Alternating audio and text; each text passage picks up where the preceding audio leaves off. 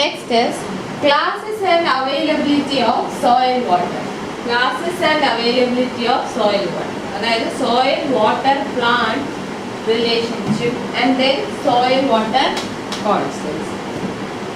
So from the figure itself it is very clear that water present in the soil can be classified into three: hygroscopic water, capillary water and gravitational water. Hygroscopic water, capillary water and gravitational water. ഇനി ഓരോന്നും എന്താണെന്ന് നോക്കാം. എങ്ങനെയാണ് soil water സോയിലുള്ള വാട്ടറിനെ നമുക്ക് മൂന്നായിട്ട് divide ചെയ്യാം. Hygroscopic water, capillary water and hygroscopic water, capillary water and gravitational water. Hygroscopic water, capillary water and gravitational water. When an oven-dried sample is kept open in the atmosphere, it absorbs some amount of water from the atmosphere. This is known as hygroscopic water and is not capable of movement by the gravity or capillary forces. നമ്മളിപ്പോൾ ഒരു oven dried soil സാമ്പിളിനെ അറ്റ്മോസ്ഫിയറിൽ കൊണ്ട് വെറുതെ വെക്കുകയാണെങ്കിൽ it absorbs moisture on it surface some amount of water from the atmosphere. ആ amount of വാട്ടറിന് വിളിക്കുന്ന പേരാണ് ഹൈഗ്രോസ്കോപ്പിക് വാട്ടർ. ഹൈഗ്രോസ്കോപ്പിക് വാട്ടറിന് കാപ്പിലറി ഫോഴ്സ് കാരണമോ ഗ്രാവിറ്റേഷൻ ഫോഴ്സ് കാരണമോ ഫ്ലോ ചെയ്യാൻ പറ്റില്ല. Water absorbed by oven dried soil when kept in the atmosphere, but this water cannot flow, not capable of movement by either gravitational force or capillary force. അതാണ് hygroscopic water. അതായത് അറ്റ്മോസ്ഫിയറിൽ നിന്ന് absorb ചെയ്യുന്ന water, അതൊരിക്കലും move ചെയ്യത്തില്ല. Next is capillary water. Capillary water is the amount of water which is in excess of hygroscopic water that exists in the pore space of soil by molecular attraction. സോയിലിന്റെ pore spaceൽ molecular attraction വഴി exist ചെയ്യുന്ന വാട്ടറാണ് ഈ capillary water. They are in excess of hygroscopic water. Capillary water is that part in excess of hygroscopic water which exists in the soil pores or pore spaces of soil by molecular attraction. Molecular attraction vali soil pores il exist cheyna amount of water which is in excess of hygroscopic water, adana capillary water. And the third one is gravitational water. Gravitation water endana which is in excess. Gravitational water is the water which is in excess of capillary and hygroscopic water and will move out of the soil if favorable drainage is provided. ഒരു favourable drainage provide ചെയ്യുവാണെങ്കിൽ അത് സോയിലിൽ നിന്നും വെളിയിലോട്ട് move ചെയ്യും. So എന്തൊക്കെയാണ് three classification of water present in soil? Hygroscopic water, capillary water and third one gravitational water. ഇത് താഴേന്ന് മേലോട്ടാണ് പറഞ്ഞിരിക്കുന്നത്. Hygroscopic, capillary and gravitation. Hygroscopic water എന്ന് പറഞ്ഞാൽ ഓവൻ ഡ്രൈഡ് സോയിൽ അറ്റ്മോസ്ഫിയറിൽ വെക്കുമ്പോൾ അത് അബ്സോർബ് ചെയ്യുന്ന വാട്ടർ. അതിനേക്കാൾ എക്സസ് ആയിട്ട് വരുന്നതാണ് കാപ്പിലറി വാട്ടർ. സോയിലിന്റെ പോർ സ്പേസസിൽ മോളിക്കുലർ അട്രാക്ഷൻ വഴി എക്സിസ്റ്റ് ചെയ്യും. ഈ ഹൈഗ്രോസ്കോപ്പിക് വാട്ടറിനാണെങ്കിൽ ഒരു മൂവ്മെന്റും ഇല്ല. ഗ്രാവിറ്റേഷൻ വാട്ടർ എന്ന് പറഞ്ഞാൽ which is in excess of capillary water and hygroscopic water and they will move out of the soil if favourable drainage is provided. Then water may be classified as unavailable, available and superfluous based on availability of soil water to plants. പ്ലാന്റ്സിന് ഉള്ള availability അനുസരിച്ചാണ് ഈ classification. Superfluous, available and unavailable. ബി.ടെക് coefficient താഴെ ഉള്ളത് unavailable water ആണ്. പ്ലാന്റ്സിന് ഒരിക്കലും available. ഇത്ര എമൗണ്ട് ആണ് പ്ലാന്റ്സിന് അവൈലബിൾ ആയിട്ടുള്ളത്. അതിനാണ് അവൈലബിൾ വാട്ടർ എന്ന് പറയുന്നത്. അതിന് എക്സസ് ആയിട്ട് വരുന്ന വാട്ടർ ആണ് സൂപ്പർഫ്ലുവസ് വാട്ടർ. ഇനി രണ്ട് ടേംസ് പഠിക്കാനുള്ളത് soil moisture tension and soil moisture stress. Soil moisture soil moisture tension. The force per unit area that must be exerted the force per unit area that must be exerted to extract water from soil is known as soil moisture tension. സോയിലിൽ നിന്നും water extract ചെയ്യാൻ വേണ്ടി എത്ര force per unit area apply ചെയ്യണോ അതിനെയാണ് soil moisture tension എന്ന് വിളിക്കുന്നത്. സോയിലിൽ നിന്നും water extract ചെയ്യാൻ വേണ്ടി അപ്ലൈ ചെയ്യേണ്ട ഫോഴ്സ് പെർ യൂണിറ്റ് ഏരിയ ആണ് soil moisture tension. And it is expressed in terms of atmosphere. Unit atmosphere ആണ്. It is also known as capillary potential or capillary tension or force of suction. Capillary tension, capillary potential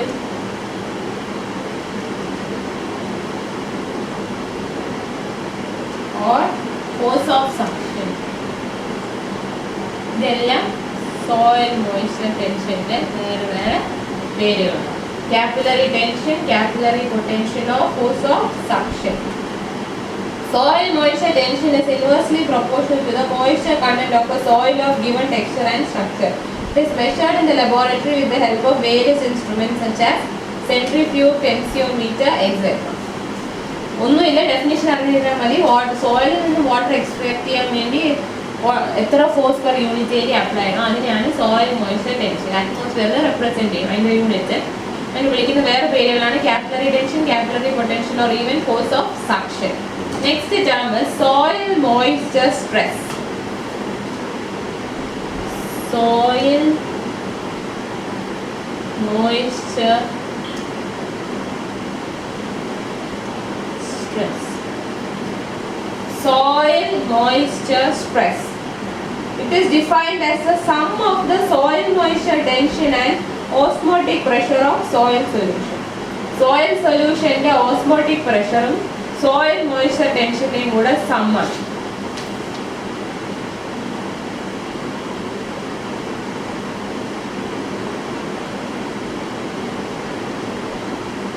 Plus osmotic pressure. അതാണ് soil moisture stress. Soil moisture stress. Osmotic pressure is the increase in force or tension caused by salts present in soil solution, and the growth of plants is a function of both soil moisture tension as well as osmotic pressure. Plant growth ഇത് രണ്ടിനെയും depend ചെയ്യും.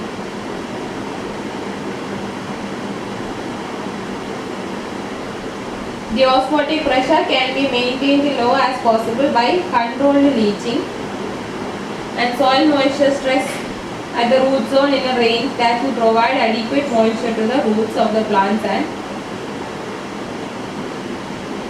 below. The soil moisture stress എന്താണ്?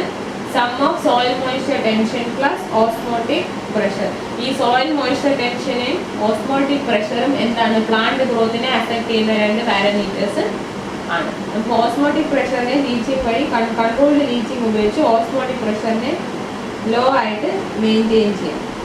അതെന്തുകൊണ്ടാണ് osmotic pressure വരുന്നത്?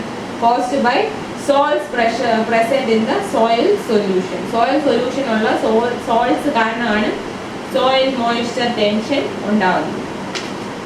Soil moisture tension അല്ല, osmotic pressure ഉണ്ടാകും. Now next is soil moisture constant. Soil moisture constant.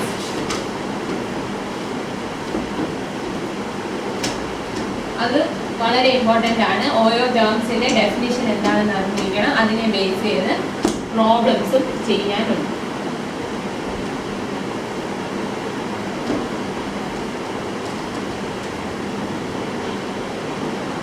Soil moisture constants.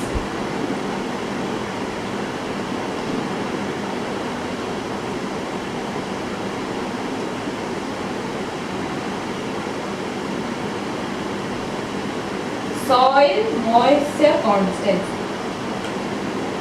First one is saturation capacity.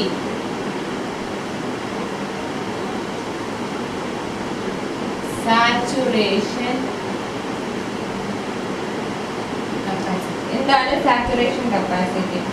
It is also called maximum moisture holding capacity or total capacity.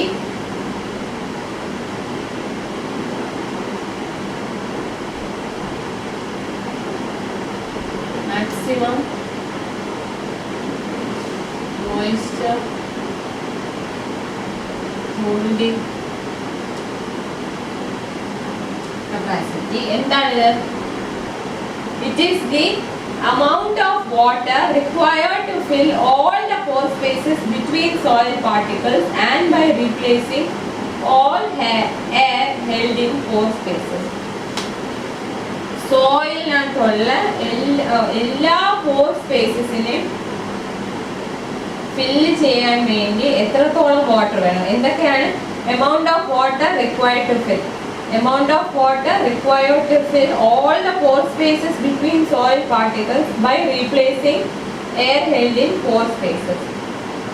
സോയിലിലെ pore spaces complete ആയിട്ട് water കൊണ്ട് fill ചെയ്യാൻ വേണ്ടി എടുക്കുന്ന എത്ര amount ആണ് നോക്കണം. അതാണ് saturation capacity. Pore സ്പേസസിനെ മൊത്തം ഫില്ല് ചെയ്യാൻ വേണ്ട എമൗണ്ട് ഓഫ് വാട്ടർ ആണ് total capacity or saturation capacity. Pore സ്പേസസിനെ എങ്ങനെ ഫില്ല് ചെയ്യണം?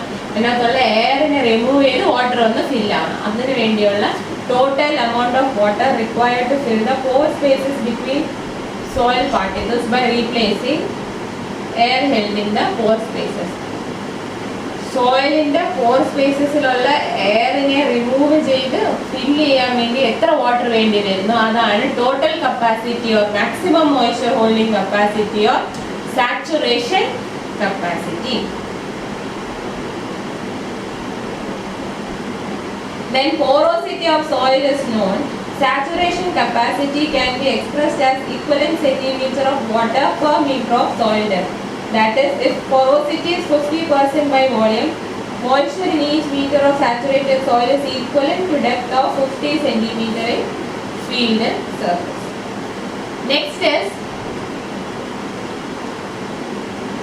field capacity. Or in the definition, കൃത്യമായിട്ട് അറിഞ്ഞിരിക്കണം. Field capacity is the moisture content of the soil after free drainage has removed most of the gravity water.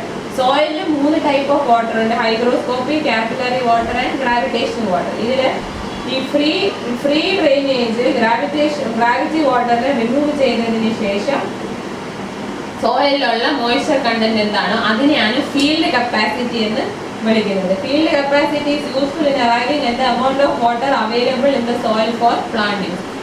Field capacity എന്തിനാണ് helpful? It helps in finding out the amount of water available in the soil for plant use. പ്ലാന്റിന് use ചെയ്യാൻ എത്രത്തോളം water available ആണെന്നുള്ളത് നമുക്ക് ഈ field capacity വെച്ച് കണ്ടുപിടിക്കാം. Most of the gravitational water drains through the soil before it can be used conservatively by plants. ഈ gravitational water പ്ലാന്റ്സിന് യൂസ് ചെയ്യുന്നതിന് മുമ്പ് തന്നെ അതങ്ങ് എന്താ പറയുന്നത്, സോയിലിൽ ഡ്രെയിൻ ചെയ്ത് പോകും. പ്ലാന്റ് അത് കൺസർവേറ്റീവായിട്ട് യൂസ് ചെയ്യുന്നതിന് മുമ്പ് തന്നെ ഗ്രാവിറ്റേഷണൽ വാട്ടർ സോയിലിൽ ഡ്രെയിൻ ചെയ്ത് പോകും. അതുകൊണ്ട് field capacity is the amount of the moisture content or amount of water present in the soil after free drainage has removed most of the gravity water. Next is permanent wilting point or wilting coefficient. Permanent wilting point or wilting coefficient. Permanent wilting point or wilting coefficient, it is the water content at which plants can no longer extract sufficient water from soil for its crop. അതായത് it is the water content at which plants can no longer extract water from soil. അതാണ് permanent wilting point or wilting coefficient. Permanent wilting point or wilting coefficient എന്ന് പറഞ്ഞാൽ it is the water content beyond which at which plants can no longer extract sufficient water from soil. അതായത് സോയിലിന്റെ moisture ഇങ്ങനെ absorb ചെയ്ത് permanent wilting point എത്തിക്കഴിഞ്ഞാൽ പിന്നെ പ്ലാന്റ്സിന് സോയിലിൽ നിന്ന് water absorb ചെയ്യാൻ പറ്റില്ല. അതാണ് permanent wilting point or wilting coefficient. It is the water content at which plants can no longer extract sufficient water from the soil for its growth. So permanent wilting point is the lower end of available moisture range. Available moisture range in the lower end ആണ് ഈ permanent wilting point. If the plant does not get sufficient water to meet its need, it will wilt permanently. Permanent wilting എന്ന് പറഞ്ഞാൽ എന്താ? Plant ഇങ്ങനെ വാടി വീഴുന്നതിനാണ് wilting പറയുന്നത്. So sufficient moisture ഇല്ല എന്നുണ്ടെങ്കിൽ പ്ലാന്റിന്റെ നീഡ്സ് മീറ്റ് ചെയ്യാനുള്ള അത്രയും മോയ്സ്ചർ അവൈലബിൾ അല്ല എന്നുണ്ടെങ്കിൽ plants will wilt permanently. So a plant is considered to be permanently wilted when it will not regain its turbidity even after being placed in a saturated atmosphere where little or no consumptive water use occurs.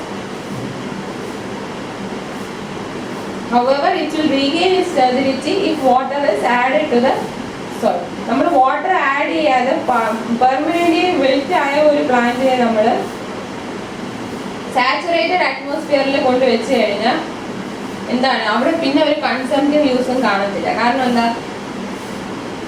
Plant അങ്ങ് എന്താ പറയുക fully അങ്ങ് wilt ആയിട്ട് അത് പിന്നെ അതിന്റെ ടെർജിഡിറ്റി regain ചെയ്തത്. ടെർജിഡിറ്റി regain ചെയ്യാൻ അത് തിരിച്ചിങ്ങനെ വരുന്നതിനാണ് ടെർജിഡിറ്റി റീഗെയിൻ ചെയ്യാന്ന് പറയുന്നത്. അത് റീഗെയിൻ ചെയ്യാൻ പറ്റില്ല. പക്ഷെ നമ്മൾ എക്സ്ട്രാ വാട്ടർ കൊടുക്കുകയാണെന്നുണ്ടെങ്കിൽ plant can regain its turbidity. അപ്പോൾ permanent wilting point എന്ന് പറഞ്ഞാൽ എന്താണ്?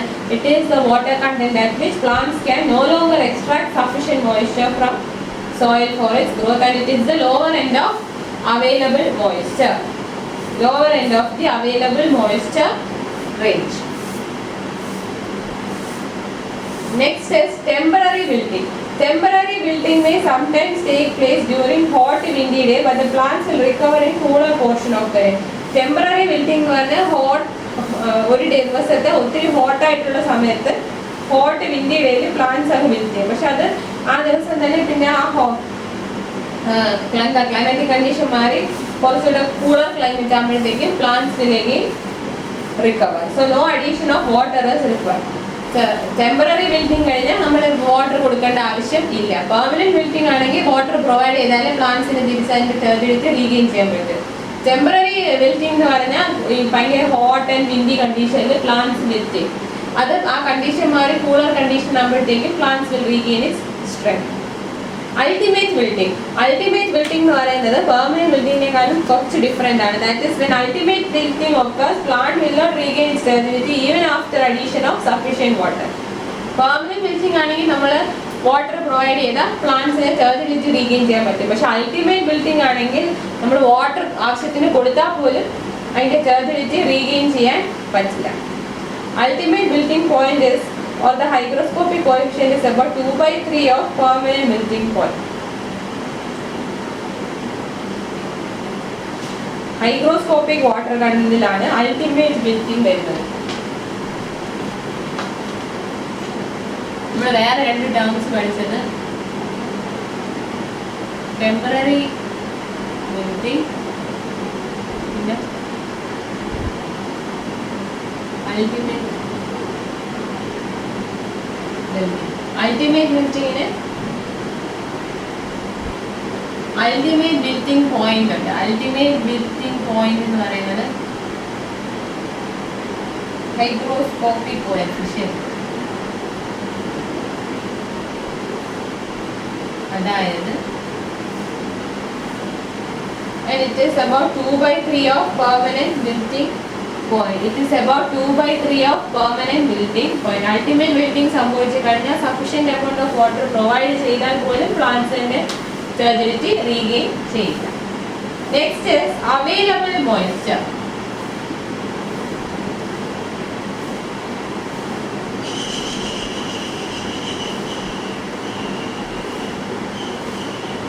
എന്താണ് available moisture? Difference in water content of the soil between field capacity and permanent wilting point. Available moisture is equal to field capacity minus permanent wilting point. Field capacity minus permanent wilting point, അതാണ് available moisture. Then next is readily available moisture. Readily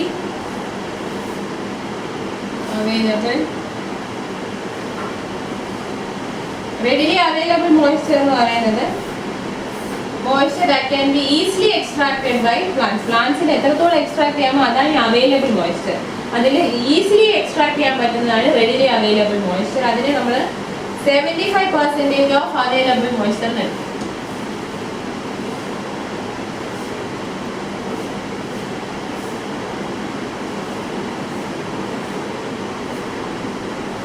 % of available moisture ആയിട്ടാണ് readily available moisture calculate ചെയ്തിരിക്കുന്നത്. അതായത് amount of moisture which can be easily extracted by plants.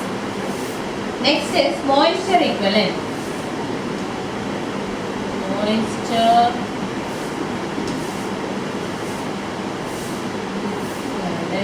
equivalent. Moisture equivalent is it is an artificial moisture property of soil and is used as an index of natural properties. Moisture equivalent is equal to field. It is the percentage of moisture retained in a small sample of wet soil 1 cm deep when subjected to centrifugal force 1000 times as great as gravity, usually for a period of 30 minutes. അപ്പോൾ എന്താണ് moisture equivalent? Moisture equivalent is the percentage of moisture retained in a small sample of wet soil.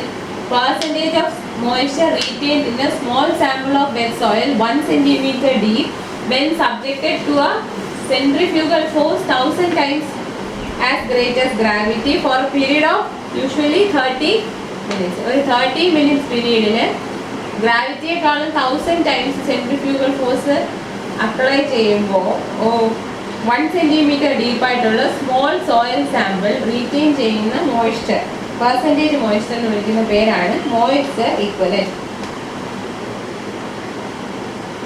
Medium ടെക്സ്ചർഡ് soil ആണെങ്കിൽ moisture equivalent is റഫ്ലി equal to field capacity. Moisture equivalent is റഫ്ലി equal to field capacity four medium ടെക്സ്ചർഡ് soil. Or is equal to 1.8 to 2 permanent wilting point or 2.7 hygroscopic coefficient. അതാണ് moisture equivalent. Then next is soil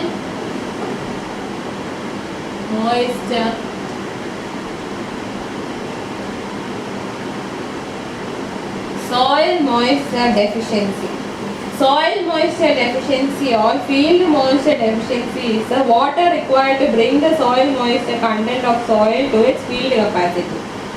അതായത് സോയിലുള്ള moisture കണ്ടന്റിനെ field capacity ആക്കാൻ വേണ്ടി എത്ര water നമ്മൾ add ചെയ്യണോ അതാണ് soil moisture deficiency. Field capacity minus soil moisture content.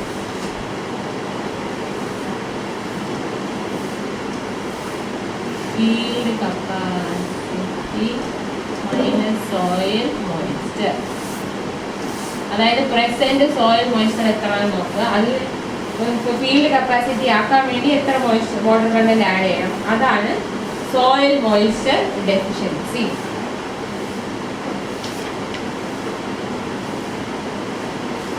അതാണ് soil moisture deficiency.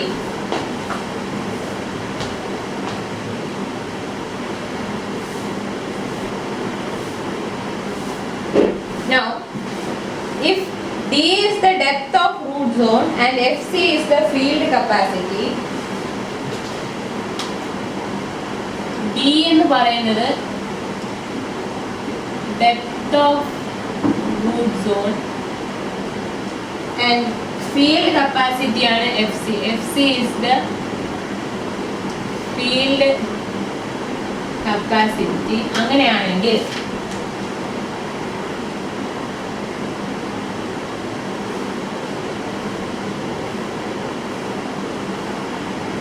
gamma D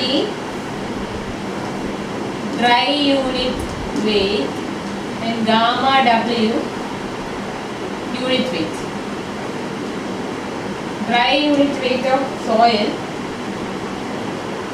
and gamma W unit weight of water.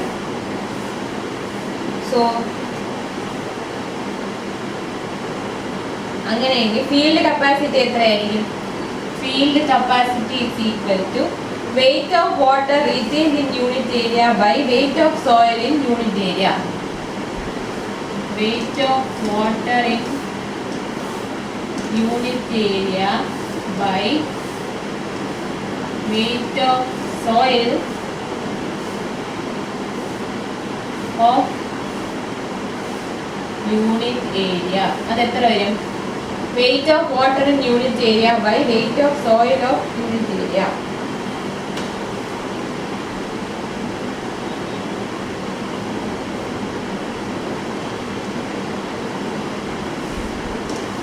Gamma D into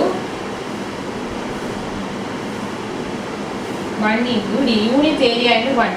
Depth of root zone D into gamma dry. So weight of water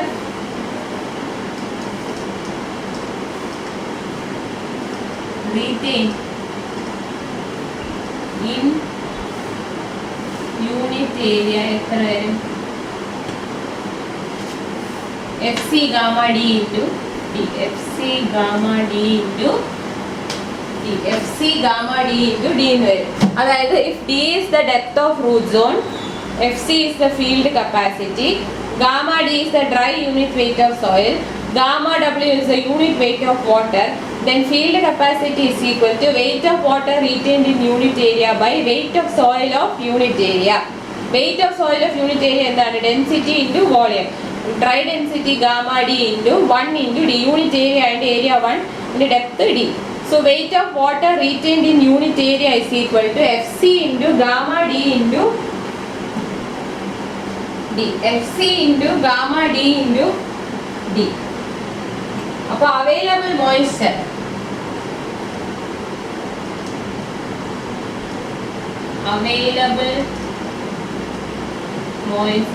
dW is equal to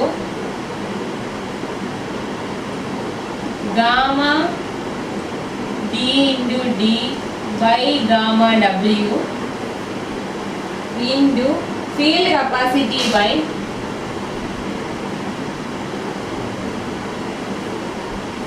minus built-in coefficient. അത് എത്ര വരും? dW is equal to SGD into FC minus WC. FC minus WC. Available moisture dW is equal to gamma D by D in gamma D into D by gamma W into field capacity minus built-in coefficient. Gamma D by gamma W ആണ് apparent specific gravity of soil. Gamma D by gamma W apparent specific gravity of soil. So dW അതായത് available moisture depth is equal to Sg into D into FC minus WC. ഈ formula അറിഞ്ഞിരിക്കണം, important ആണ്. dW is equal to SGD into FC minus WC.